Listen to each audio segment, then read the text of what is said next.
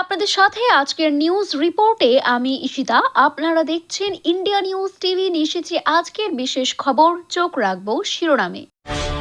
অভিষেক গড়ে গুলিবিদ্ধ তৃণমূল নেতা, তদন্তে পুলিশ। বিশ্ব হিন্দু পরিষদকে কলকাতা বই মেলায় স্টলের অনুমতি দিল না হাইকোর্ট। কেন্দ্রে দিল্লি পুলিশ কেজরিওয়ালকে হত্যার ষড়যন্ত্র করছে, দাবি আম আদমি পার্টির। রাজ্যের কত মানুষের শরীরে বিষ ঢুকাচ্ছেন মমতা বন্দ্যোপাধ্যায়, প্রশ্ন তুললেন শুভেন্দু অধিকারী। নবান্নকে না হেলাতে পারলে এইভাবে বাড়ি হেলতে থাকবে, মমতাকে কটাক্ষ সাজালেন। বিস্তারিত জানতে চোখ রাখবো আজকের প্রথম খবরের দিকে।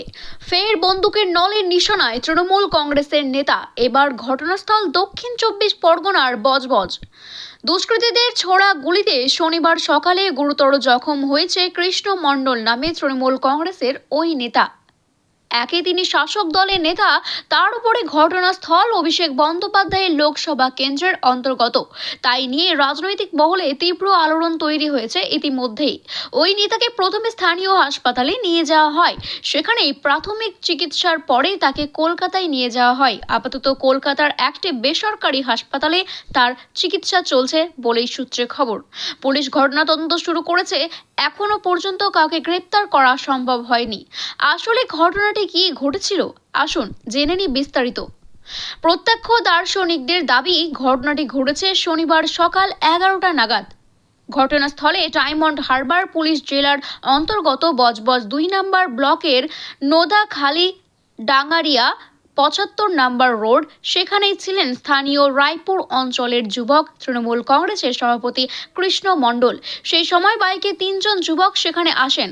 স্থানীয়রাই রক্তাক্ত অবস্থায় ওই তৃণমূল কর্মীকে উদ্ধার করেন।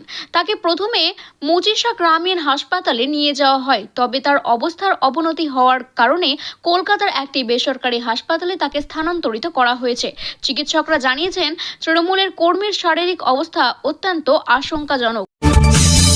গিল্ডের সিদ্ধান্তকে বহাল রেখে বিশ্ব হিন্দু পরিষদের কলকাতা বইমেলার স্টল দিতে অনুমতি দিলেন না কলকাতা হাইকোর্ট। শুক্রবার এই মামলার শুনানিতে বইমেলার আয়োজন সংস্থা পাবলিশার্স অ্যান্ড বুক সেলার্স গিল্ডের সিদ্ধান্ত বহাল রাখলেন বিচারপতি অমৃতা সিনহা। খারিজ করে দিলেন বিশ্ব হিন্দু পরিষদের মামলা। এই বিষয়ে বিচারপতি সিনহার পর্যবেক্ষণ, হাইকোর্টের এই মামলা সঠিক পদ্ধতিতে দায়ের করা হয়নি। গিল্ড যেহেতু বেসরকারি সংস্থা, তাই তার বিরুদ্ধে মামলা গ্রহণযোগ্য নিয়ে প্রশ্ন তুলেছে আদালত। এর আগে গিল্ডের বিরুদ্ধে করা মানব অধিকারী সংগঠন এর আবেদনও খারিজ করে দিয়েছিল হাইকোর্ট। এই বছর বইমেলাতে তারাও স্টল দিতে পারবেন না। এভিডিআর এর রেজিস্ট্রেশন না থাকায় বইমেলায় স্টল দেওয়ার অনুমতি দেননি বিচারপতি অমৃতা সিনহা। ইতিমধ্যেই সেই নির্দেশের বিরুদ্ধে প্রধান বিচারপতি ডিভিশনের বেঞ্চে দৃষ্টি আকর্ষণ করে দায়ের করা হয়েছে মামলা। প্রধান বিচারপতিটি শিবজ্ঞনাম আগামী সোমবার মামলার শুনানি জানাবেন বলেই জানিয়েছেন। আপাতত বিশ্ব হিন্দু পরিষদ ডিভিশন বেঞ্চে অ্যাপিল করতে পারে বলে আইনজীবী সূত্রে খবর। এদিন মামলার শুনানিতে গিল্ডের আইনজীবী ফের বলেন, বিশ্ব হিন্দু পরিষদ কোনো পাবলিশার্স নয়, বুক সেলার্স নয়। বিশ্ব হিন্দু পরিষদের পত্রিকা বিশ্ব হিন্দু বার্তা। আবেদন জানানো হয়েছে বিশ্ব হিন্দু পরিষদের নামে। আবেদনের মধ্যেই পদ্ধতিগত ত্রুটি রয়েছে। সব শুনে বিচারপতি গিল্ডের সেই সিদ্ধান্তের সম্মতি জানান। অপরক্ষেত্রে সাম্প্রতিক দিল্লির প্রাক্তন মুখ্যমন্ত্রী অরবিন্দ কেজরিওয়ালের নিরাপত্তা প্রত্যাহার করা হয়েছে। তারপরেই আম আদমি পার্টি অর্থাৎ এএপি শুক্রবার বিজেপির নেতৃত্বাধীন কেন্দ্র এবং দিল্লির পুলিশের বিরুদ্ধে দলের সুপ্রিমো কেজরিওয়ালকে হত্যার ষড়যন্ত্রে গুরুতর অভিযোগ করা হয়েছে এবং নির্বাচন কমিশনকে পাঞ্জাব পুলিশের দেওয়া নিরাপত্তা পুনর্বহাল করার অনুরোধ জানিয়েছেন। দলের সদর দপ্তরে এক সাংবাদিক বৈঠকে দিল্লির মুখ্যমন্ত্রী অতিশী এবং পাঞ্জাবের মুখ্যমন্ত্রী ভগবন্ত মান জানিয়েছেন যে তারা নির্বাচনের কমিশনের চিঠি লিখে জানিয়েছিলেন 5 ফেব্রুয়ারি দিল্লির বিধানসভা নির্বাচনে আম আদমি পার্টি অর্থাৎ এএপির জন্য উপযুক্ত জায়গা নিশ্চিত করতে।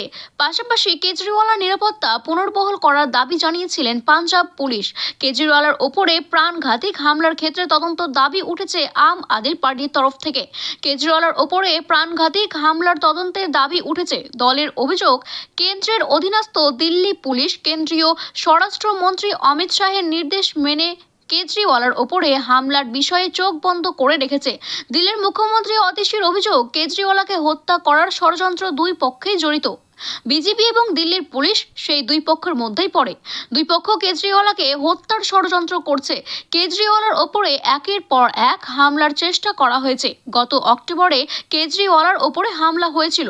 আমাদের তদন্তে জানা গিয়েছে হামলাকারী বিজেপির কর্মী, কিন্তু পুলিশ কোনো ব্যবস্থাই নেননি। তিনি আরও জানিয়েছেন, আমরা নির্বাচন কমিশনকে চিঠি দিয়ে কেজরিওয়ালের নিরাপত্তা পুনর্বহাল করার দাবি জানিয়েছিলাম। আমরা দিল্লি পুলিশকে বিশ্বাস করি না, কারণ এটি অমিত শাহের নিয়ন্ত্রণে রয়েছে। আম আদমি পার্টির অভিযোগ, দিল্লি নির্বাচনের আগে বিজেপির নোংরা রাজনৈতিক আশ্রয় নিয়ে কেজরিওয়ালের নিরাপত্তা সরিয়ে নেওয়ার ষড়যন্ত্র করেছিল। স্যালাইন কাণ্ডে আরও একবার মুখ্যমন্ত্রী তথা রাজ্যের স্বাস্থ্যমন্ত্রী মমতা বন্দ্যোপাধ্যায়ের বিরুদ্ধে সরব হলেন বিধানসভার বিরোধী দলনেতা শুভেন্দু অধিকারী। শুক্রবার কলকাতার বিজেপি এক সম্মেলনে প্রশ্ন তুললেন, রাজ্যের মানুষের শরীরে কত বিষ ঢুকিয়ে দিচ্ছেন স্বাস্থ্যমন্ত্রী? মেয়াদ উত্তীর্ণ স্যালাইন ব্যবহারের জেরে এক প্রসূতির মৃত্যু এবং কয়েকজন অসুস্থতার অভিযোগ করে কেন্দ্রের মধ্যে বেশ কয়েকদিন রাজ্যের রাজনৈতিক উত্তাল হয়ে উঠেছে। এ নিয়েও আগে সরব হয়েছেন নন্দীগ্রামের বিধায়ক। শুক্রবার তিনি এই ইস্যুতেই রাজভবন অভিযান করেন। তারপরে বাইরে এসে তোপ দাগান মমতা বন্দ্যোপাধ্যায়ের বিরুদ্ধে। রাজভবন অভিযানের জন্য এদিন কলকাতার মোহাম্মদ আলী পার্ক থেকে মিছিল শুরু করা হয়েছে বিজেপির তরফে। এই মিছিলে বিরোধী দলনেতা শুভেন্দু অধিকারী ছাড়াও শঙ্কর ঘোষ, অগ্নিমিত্রা পালের মতো একাধিক বিধায়ক উপস্থিত ছিলেন। বিজেপির আইনজীবী নেতা কৌস্তভ বাগচি, বিজেপির উত্তর কলকাতা জেলার সভাপতি তন্ময় ঘোষ সহ আরও অনেক নেতা কর্মী হাজির ছিলেন এই দিন কর্মসূচিতে। বিজেপি প্রতিনিধি দল এবং ক্ষতিগ্রস্তদের পরিবারের এক সদস্যকে নিয়ে শুভেন্দু রাজভবনে যান। সেখানে রাজ্যপালের সাথে দেখা করেন তারা। ক্ষতিগ্রস্তরা যাতে আর্থিক সাহায্য পান সেই বিষয়ে দেখার জন্য রাজ্যপালের কাছে আবেদন জানিয়েছেন বিরোধী দলনেতা। একই সাথে এই ইস্যুতে স্বাস্থ্যমন্ত্রী এবং স্বাস্থ্য সচিব গ্রেপ্তার, ডাক্তারদের সাসপেন্ড এবং মিথ্যা মামলার প্রত্যাহারেরও দাবি তুললেন তিনি। পরে এই বাইরে শুভেন্দু অধিকারী জানান, রাজ্যপাল সাংবিধানিক প্রধান, রাজ্যপালের এই বিষয়ে বক্তব্য থাকার প্রয়োজন। এই নিয়ে মমতা বন্দ্যোপাধ্যায়ের বিরুদ্ধে পাল্টা তোপ দাগালেন বিরোধী দলনেতা। তার অভিযোগ, আস্তে আস্তে বোঝা যাচ্ছে যে রাজ্যের স্বাস্থ্যমন্ত্রী মানুষের শরীরে কত বিষ ঢুকিয়ে দিচ্ছে। কলকাতা এবং হাওড়ার দিকে একাধিক জায়গায় একের পর এক বাড়ি হেলে পড়ার ঘটনা সামনে আসছে। এই প্রসঙ্গে মন্তব্য করতে গিয়ে মুখ্যমন্ত্রী মমতা বন্দ্যোপাধ্যায়কে তীব্র কটাক্ষ করল বিজেপির নেতা সজল ঘোষ। তার কথায়, যতদিন না রাজ্যের মানুষ নবান্নকে হেলাতে পারবে ততদিন একইভাবে বাড়ি হেলতে থাকবে। আগে পিসার হেলানো মিনার মানুষ দেখতে যেত, আর এখন পাড়ায় পাড়ায় পিসির হেলানো মিনার দেখতে আসতে হয়। হাওড়ার রাজ্য গ্রুপ ডি কর্মীরা ধর্ণা ধরেছে, আর সেই ধর্ণা মঞ্চে শুক্রবার উপস্থিত ছিলেন সজল ঘোষ। সেখানে দিয়ে মুখ্যমন্ত্রী মমতা বন্দ্যোপাধ্যায়ের বিরুদ্ধে তোপ দাগালেন এই বিজেপি নেতা। পাশাপাশি তার নিশানে ছিল কলকাতার মেয়র ফিরহাদ হাকিম। সজল ঘোষ বলেন, খুব দুর্ভাগ্যজনক, কলকাতার মেয়র বলেছে সব হেলে যাওয়া বাড়ি কি আমরাই বাস দিয়ে সোজা করব, না আপনাকে বাস দিয়ে সোজা করতে হবে? কিন্তু হেলে যাওয়া বাড়ির মানুষগুলোকে আর নতুন করে বাস দেওয়া হবে না, এটাই আমার আবেদন ছিল।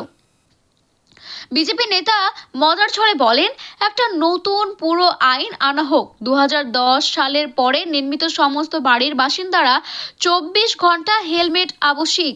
মাথার উপর ছাদ থাক বা না থাক, মাথাকে তো রাখতে হবে।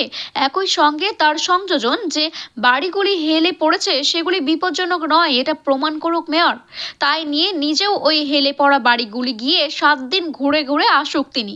বেআইনি ফ্ল্যাট কিনে ক্রেতার দায় সব জানালেন মেয়র।